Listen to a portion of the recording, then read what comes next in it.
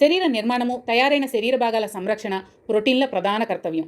ఎంజైమ్లు, రక్షక ప్రతిద్రవ్యాలు అంటే యాంటీబాడీస్, హార్మోన్లు శరీరంలో తయారవుతాయి. వీటి తయారీకి నైట్రోజన్ అవసరం. ఈ నైట్రోజన్ను ప్రోటీన్లు శరీరానికి అందిస్తాయి. శరీరంలోని భాగాలు వాటి విద్యుక్త ధర్మాలను నెరవేర్చాలంటే ప్రోటీన్లు అవసరం. ప్రోటీన్లు శరీరానికి శక్తినిస్తాయి. 1 గ్రాము ప్రోటీన్ 4 కేలరీల శక్తినిస్తుంది. శరీరం పెరుగుదల, పోషణలకు ప్రోటీన్లు ఎంతో అవసరం. శరీరంలో ఉన్న ప్రతి కణంలో ప్రోటీన్లు ఉంటాయి కాబట్టి శరీరంలోని ప్రతి కణం తయారీకి ప్రోటీన్లు అవసరం. శరీరంలో ఎన్నో రకాలైన ప్రోటీన్లు ఉన్నాయి.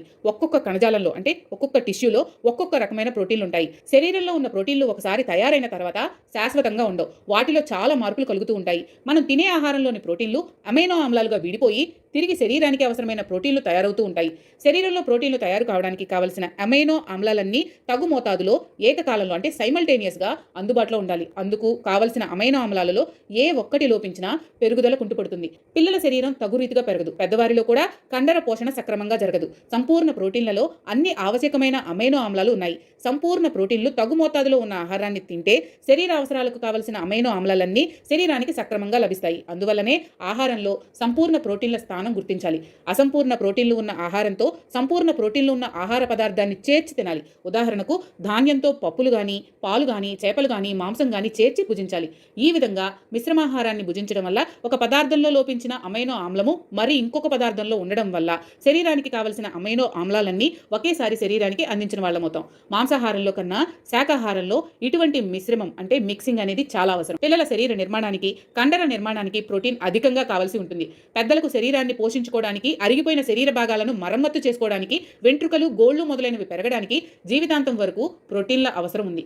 ఎంజైమ్లు, హార్మోన్లు, రక్షక ప్రతిద్రవ్యాలు అంటే యాంటీబాడీస్ శరీరానికి చాలా ముఖ్యమైన పదార్థాలు. వీటి తయారీకి నైట్రోజన్ కావాలి. శరీరంలో వీటి సంశ్లేషణకు కావలసిన నైట్రోజన్ను ప్రోటీన్లు అందిస్తాయి. ప్రతి ఎంజైమ్లోనూ ప్రోటీన్ల అణువు ఒకటి ఉంటుంది. ఇన్సులిన్, థైరాక్సిన్, అడ్రినలిన్ మొదలైన హార్మోన్లలో కూడా ప్రోటీన్లకు సంబంధించిన పదార్థాలు ఉన్నాయి.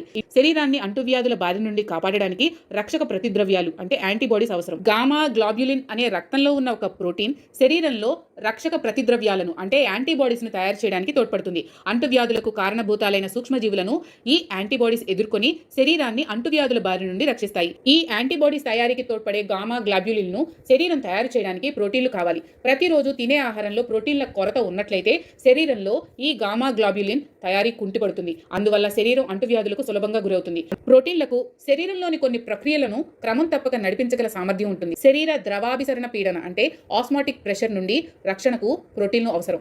ఈ క్రియ వల్ల కణం లోపలికి వెలుపలికి కణజాల రసము అంటే టిష్యూ ఫ్లూయిడ్ ప్రవహించడానికి కణాలలో గల ప్రోటీన్లు తోడ్పడతాయి. ప్రోటీన్లకు గల ఈ గుణం వల్ల రక్తము, శరీరంలోని ఇతర ద్రవ్యాలు వాటి భౌతిక గుణాలు కాపాడుకోగలుగుతాయి.